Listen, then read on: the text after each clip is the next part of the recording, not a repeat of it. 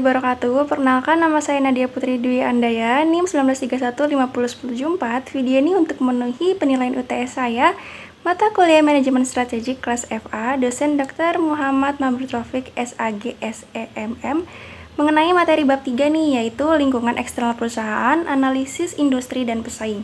Tujuan mempelajari materi tersebut yang pertama untuk menjelaskan definisi lingkungan pesaing, nilai keseluruhan dari individu, institusi, maupun kekuatan lain berasal dari luar kontrol perusahaan. Kemudian yang kedua, melakukan analisis lingkungan bisnis. Kemudian yang ketiga, mempengaruhi 5 kekuatan pesaing terhadap profitabilitas suatu perusahaan. Yang pertama, daya tawar pemasok, daya tawar pembeli, ancaman masuknya pendatang baru dari luar. Kemudian ancaman substitusi, yaitu barang pengganti.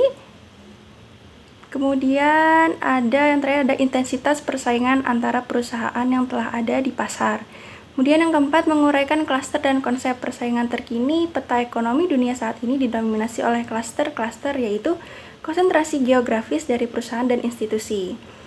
Definisi lingkungan bisnis adalah istilah lingkungan bisnis memiliki arti yang luas karena menunjukkan seluruh pengaruh eksternal terhadap organisasi keseluruhan hal-hal atau keadaan ekstern badan usaha atau industri yang mempengaruhi kegiatan organisasi atau kekuatan atau institusi di luar organisasi bisnis yang dapat mempengaruhi kinerja bisnis.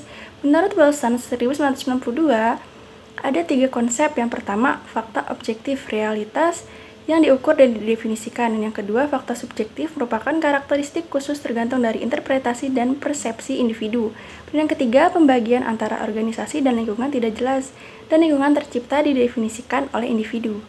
Analisis lingkungan organisasi. Untuk menganalisis lingkungan organisasinya dengan alasan-alasan sebagai berikut. Yang pertama, kaidah lingkungan bisnis secara fundamental berpengaruh terhadap aktivitas bisnis, misalnya terhadap pasar, teknologi, tenaga kerja. Kemudian yang kedua, aktivitas operasional seperti peluncuran produk baru, rekrutmen staf, dan kajian teknologi manufaktur membutuhkan identifikasi faktor-faktor lingkungan dan perusahaan dalam rangka untuk memastikan kesuksesan bisnisnya. Kemudian yang ketiga, ada laba dan organisasi yang baik merupakan hal yang penting dalam kaitannya dengan kondisi lingkungan. Kemudian yang keempat, rencana strategik harus turut mempertimbangkan kemungkinan adanya perubahan dalam lingkungan bisnis. Lingkungan eksternal perusahaan.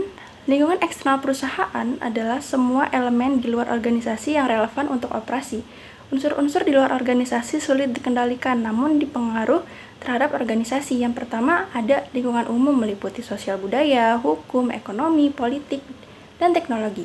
Dan lingkungan industri ini serangkaian faktor-faktor ancaman dari pelaku bisnis baru, supplier, pembeli, produk mengganti, dan intensitas persaingan di antar para pesaing secara langsung yang mempengaruhi perusahaan, seperti kompetitifnya. Kemudian yang ketiga, ada lingkungan operasi, itu juga sebagai lingkungan kompetitif atau tugas terdiri dari faktor-faktor dalam situasi kompetitif yang mempengaruhi keberhasilan perusahaan dalam memperoleh sumber daya yang dibutuhkan atau dalam memasarkan produk atau jasanya dengan menguntungkan. Kemudian yang keempat, ada pesaing, yaitu perusahaan yang menghasilkan atau menjual barang atau jasa yang mirip atau hampir sama dengan produk yang kita tawarkan. Kemudian yang kelima, ada tenaga kerja, yaitu menghasilkan barang atau jasa yang berguna bagi dirinya sendiri maupun masyarakat secara umum. Nah, kemudian ada pemasok, merupakan perorangan atau perusahaan bisnis yang menyediakan produk atau layanan kepada intensitas lain. Kemudian pelanggan adalah orang yang menjadi pembeli produk yang telah dibuat dan dipasarkan oleh sebuah perusahaan.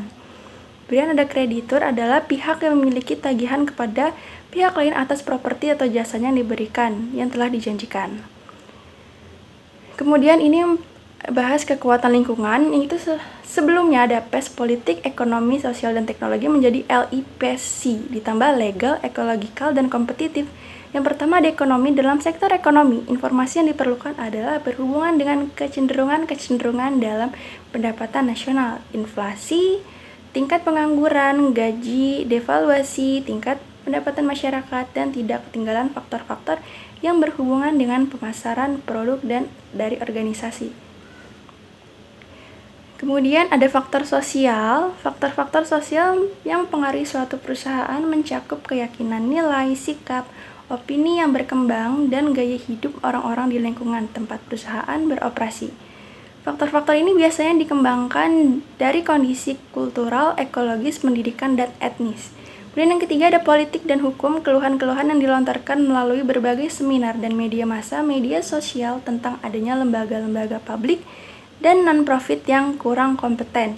Hampir tidak pernah berhenti, bahkan para manajer dari organisasi itu biasanya dituntut untuk tetap terbuka dalam memberikan pelayanan kepada masyarakat, harus tunduk kepada hukum, peraturan yang ditunjuk oleh pejabat yang berwenang. Ini kembali digalakkan melalui good governance. Kemudian teknologi yang banyak berpengaruh terhadap ketidakseimbangan organisasi. Ia adalah unsur yang sangat dinamis yang memaksa para pengembalian keputusan untuk meneruskan memantau perkembangan dan dampak yang menguntungkan dan ada yang merugikannya. Diserta dilihat nih dari mana aspeknya. Kemudian ada faktor demografis atau ekologikal. Hal ini penting harus di perusahaan menyangkut faktor demografi. Di antaranya populasi, struktur, umum, distribusi geografis, pencampuran etnis, dan distribusi pendapatan. Kemudian ada metode analisis PES, yaitu membantu menyusun gambaran yang kompetitif dan logis mengenai lingkungan mereka dari berbagai aspek. Analisis PES ini membantu seorang manajer perusahaan untuk menyusun gambar yang komprehensif dan logis untuk mengenal lingkungan mereka dari berbagai aspek. Kemudian alat analisis dartboard menggambarkan lingkungan dan membantu untuk mengidentifikasi dan memahami betapa kompleksnya kekuatan dan proses lingkungan. Analisis lingkungan bisnis, kemudian ada kategori lingkungan eksternal nih. Untuk tujuan analisis, Peirce dan Robinson 2003 membagi lingkungan eksternal menjadi 3 kategori, yaitu ada lingkungan terpencil atau remote environment seperti politik domestik, global, serta teknologi dan sosial. Kemudian ada lingkungan industri, yaitu kekuatan kompetitif. Kemudian yang ketiga lingkungan operasi, operating environment yang terdiri atas gabungan beberapa grup dari penyedia bahan baku dan konsumen. Kemudian dari perspektif nih, ada sumber informasi, lingkungan dipandang sebagai sumber informasi. Lingkungan berbeda dari hal jumlah ketidakpastian ditentukan oleh kompleksitas dan derajat perubahan. Jumlah ketidakpastian menentukan jumlah dan tipe informasi yang dibutuhkan. Informasi diperoleh dengan menganalisis lingkungan eksternal. Kemudian kita lihat dari sumber dayanya, lingkungan dipandang sebagai sumber dari sumber daya yang langka dan bernilai. Kemudian organisasi bergantung pada lingkungan sumber daya tersebut. Kemudian tergantungan ditentukan oleh kesulitan dalam memperoleh dan mengendalikan sumber daya. Sumber daya didapatkan dari persaingan organisasi. Mengurangi ketergantungan berarti mengendalikan sumber daya lingkungan. Kemudian analisis struktur kekuatan, analisis persaing, 5 force model. Yang pertama, persaingan antar pesaing industri yang sama menurut Porter.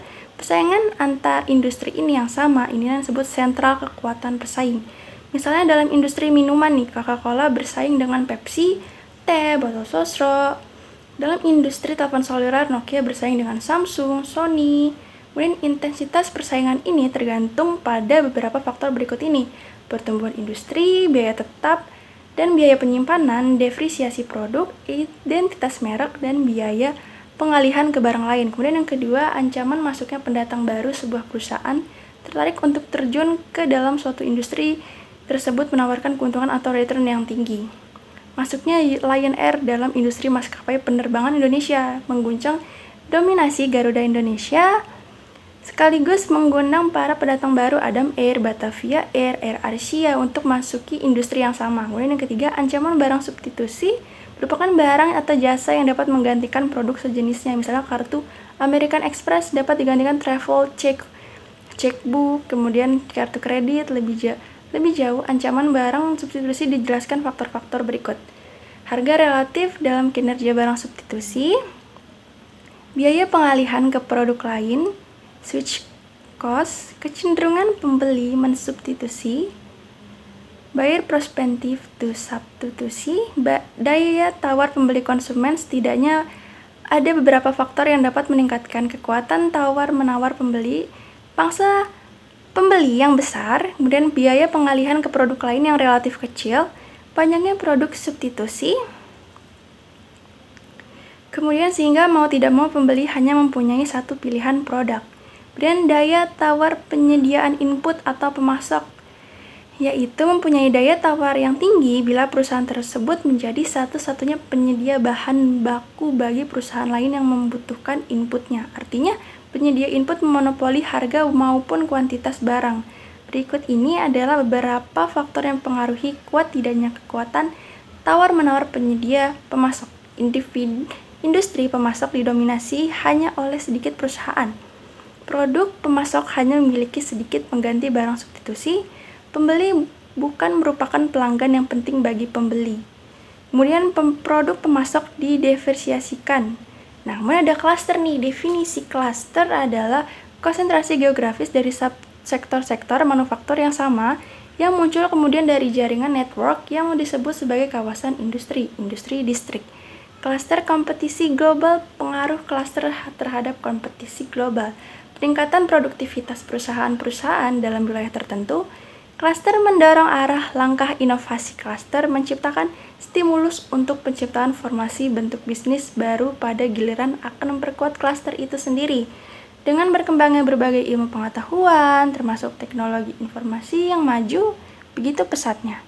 Dampak terhadap berbagai aspek kehidupan, akibatnya kompetisi dewasa ini menjadi begitu ketat dan dinamis. Menurut Porter 1998, peta ekonomi dunia saat ini didominasi oleh klaster-klaster, yaitu konsentrasi geografis dari perusahaan atau institusi yang saling berkaitan dalam suatu bidang tertentu.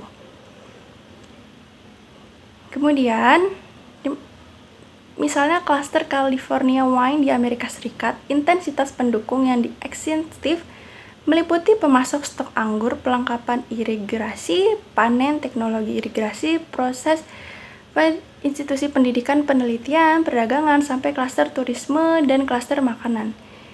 Demikian yang dapat saya sampaikan, kurang lebihnya mohon maaf. Semoga diterima baik oleh Dr. Muhammad Pak Mabrur Taufik SAG SEMM. Kurang lebihnya mohon maaf. Wassalamualaikum warahmatullahi wabarakatuh. Salam budi luhur.